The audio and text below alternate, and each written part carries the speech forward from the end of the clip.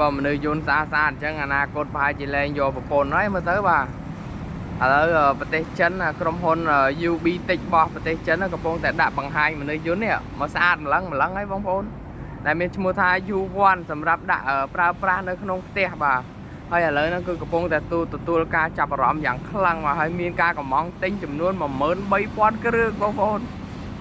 ស្អាតម្លឹងអនាគតម្នាក់លែងយកប្រពន្ធអស់ហើយមើលទៅហើយមនុស្សយន្ត U1 នេះគេថា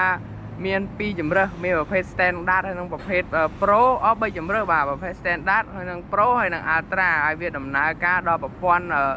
លក្ខណៈថា emotional AI ហើយលក្ខណៈថាដូចវាមានអារម្មណ៍លើប្រទេស chip ប្រភេទ rock chip OK 3588ហើយរក្សាទុកទិន្នន័យនៅក្នុងឧបករណ៍ផ្ទាល់អត់មានបែកចេញទៅណាទេបាទហើយណាមួយមនុស្សយន្តនេះវាទើបតែចេញថ្មីហើយមានការបញ្ជាទិញរហូតដល់ 13000 គ្រឿងមិនមែនធម្មតាទេខណៈតម្លៃមួយត្រឹមតែ $16500 តែប៉ុណ្ណោះបងប្អូនបាទរហូតទៅដល់$136,500អាស្រ័យតាម model តាម mode បាទឥឡូវយកមួយណាឥឡូវនេះសាម្លឹងយូរទៅចង់មនុស្សយន្ត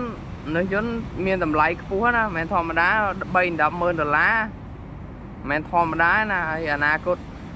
តនៃមនុស្សយន្តយើងគិតមើលទៅវាតម្លៃវាប៉ុណ្ណឹងហើយយើងគិតមិនឥឡូវនេះ